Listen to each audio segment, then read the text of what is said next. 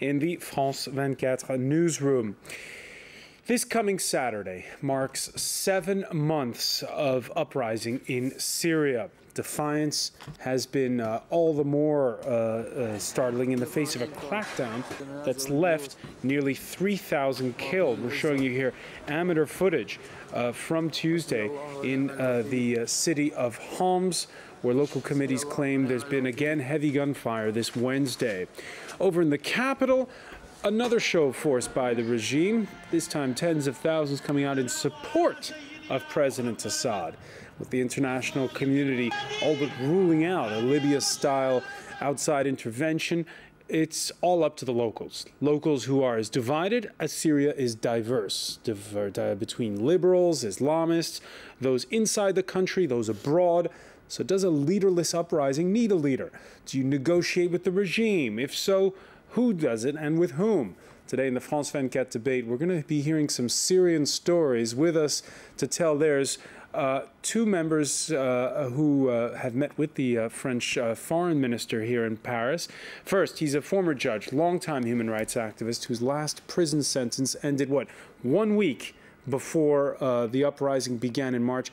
Haitham Maleh, welcome to the show. Thank you. I want to welcome also a member of the Syrian National Council, who was formed some 10 days ago in Istanbul. Bassam Istak, welcome to the show. Thank you. And he'll tell the tale of his hasty exit from Syria. Until March, Samir Aita was just the mild-mannered editor of the Arabic language edition of Le Monde Diplomatique. Today, he too is active inside the opposition, but he did not go to Istanbul. He's not a member of that Syrian National Council, and he'll tell us why shortly. And watching it all from the University of Oklahoma, but like a hawk, Joshua Landis, who is responsible for all you find on SyriaComment.com. By the way, you can always weigh in on the conversation on the France 24 Debate Facebook page and on Twitter, where our handle is @FrancoisF24. Let me begin with you, Haitham Maleh. You were a judge, you a longtime attorney, defender of civil rights, and your first arrest dates back to 1951. Before we went on air, we were talking about the fact that all told, if you put it all back together, back to back, you've spent 8.5 years of your life behind bars in Syria. Yeah. When you were there in prison the last time, over charges which I think I have it here for what is it? Trying to disrupt the national sentiment was this roughly the charge, and disseminating false information. Did you have a sense of all that was going to happen now? I have a problem in my mouth because always I cannot shut it. Since 1951? Yeah, when I was young, always I was talking about corruption, about dictator, about something like this. When I was as a student in university, in high school, so I was arrested, taken to the military security service. It was in, we call it Bawabat Salihiyya, in the same area where is now a Sham Palace Hotel, the same area. They investigate me about my speech, about, they thought that I am following some important person. I don't know what they think about it, but this is what happened. So I stayed a couple of hours with major generals. I don't know what's his level, but so at least he ordered a person from this building to take me to my house and see if my address is correct, like as I told them. When he be sure that my house is correct, my address is correct, let me. So I arrived to my house, and he be sure that I am in this house. He let me free, but after that I know from the neighbors that I was followed 6 months. I don't know why. There were the shop opposite of our house in Ain Kursh. And a man always sit in this shop to watch me. And this was 1951. 51. And yes. There's still this sort of feeling today. But what happened in March when you were freed? It was part of an amnesty for people who were above age 70. Yeah. At that moment, did you know there was going to be this uprising? Yeah. You knew, even though it hadn't happened. I was sure before I released before. What made you so when sure? I was in jail, because it started in Damascus demonstration in Al Hariqa area, the commerce center in Damascus. There were about 5,000 persons make demonstrator, and the Minister of Interior go there and try to research what happened, and the day after there is another demonstrating from Umawi Mosque till Al Marja, the center of Damascus, and after also maybe one or a couple of days. Some persons stand opposite of Minister of Interior to ask to release their parent or brother or fathers. So you knew even then. Bassam, I'm following everything. You're following everything.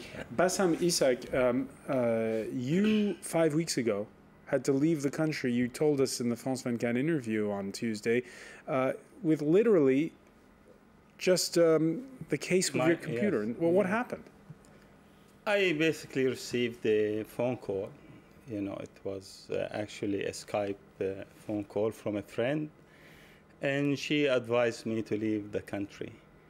You know, and I took no precautions. I right away woke up my 3 young children, said goodbye to them, and headed to the Lebanese border, which was the closest border point.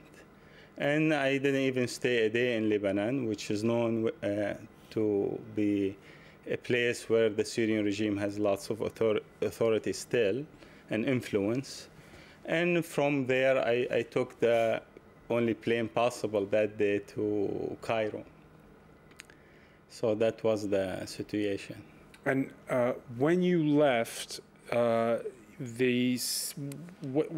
really raised the alarm bells for you at that point? What made you so sure that you had to leave immediately? It wasn't like an alarm bell where I had to leave immediately, but it's like you don't want to take a chance, you know, and the sooner the better kind of thing. And your 2 kids are how old?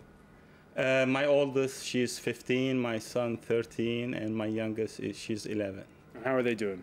They're doing fine. They were surprised. They didn't understand why I had to leave right away. And I didn't have time to really explain it to them. And we just said goodbyes and left. I left.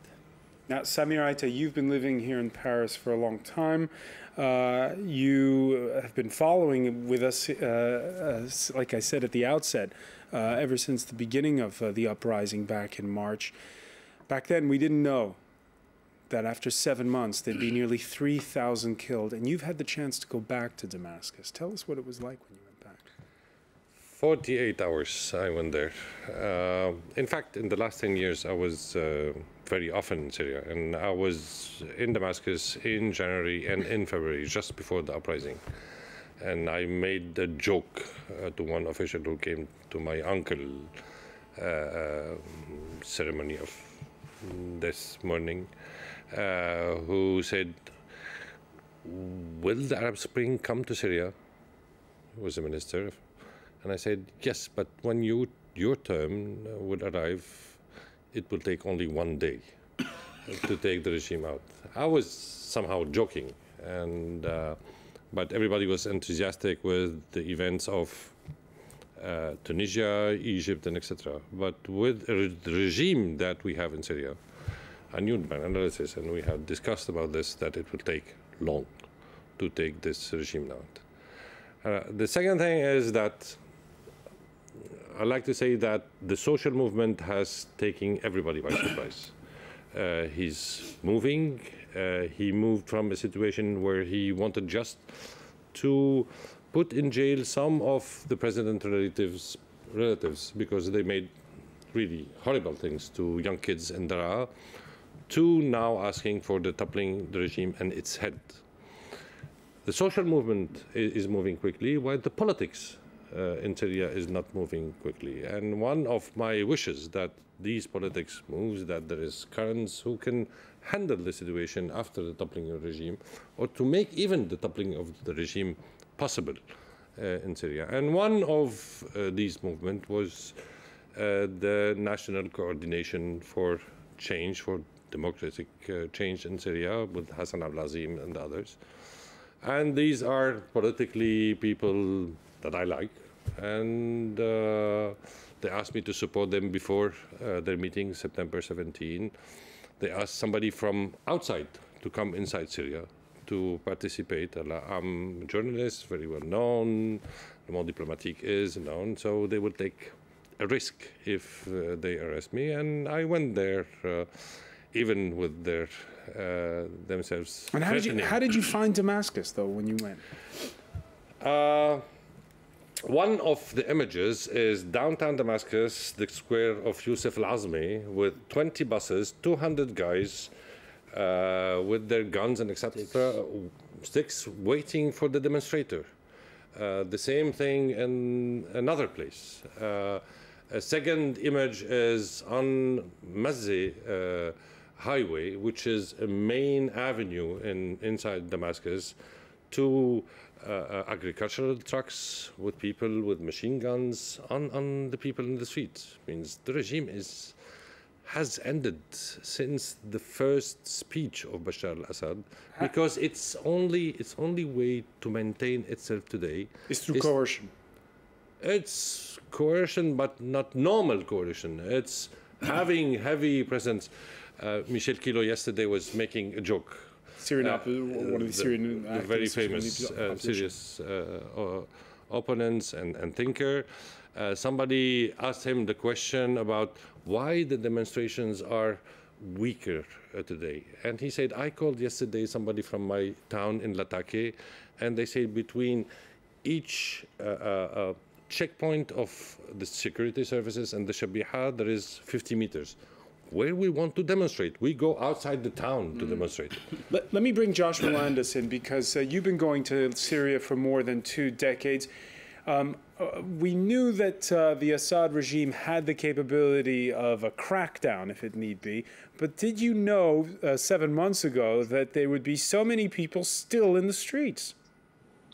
You know, once this barrier fell, the barrier of fear fell and people began demonstrating, it was quite clear that this cycle was going to get stronger and stronger, in the sense that the more the regime cracked down, the more people got angry, and the more young people who had been supporters of Bashar, many young people particularly, had been charmed by Bashar al-Assad and generally believed in that he was trying to modernize Syria. Once the real essence of the security state was revealed, people began to say, oh, could there be reform? But very quickly, it turned into this brutal struggle. And that's something that Bashar al-Assad never had to do. He came to power. His father had been quite brutal in the 1980s and 70s. But Syrians had really become depoliticized.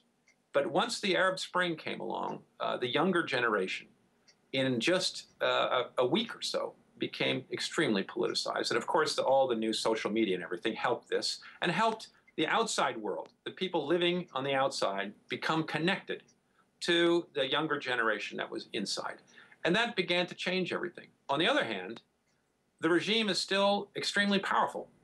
It's unclear today, watching this, in a sense, this stalemate that's developed, see how the future, how the opposition is going to win.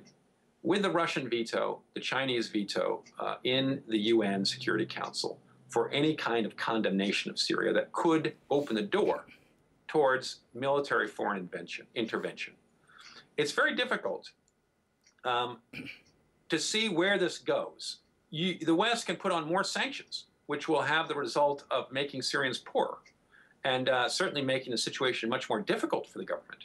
But that may not necessarily topple the government. We saw in Iraq, we saw in Libya, we're seeing in Iran that sanctions, even sanctions for a decade, that have very strong effects economically, don't necessarily topple regimes.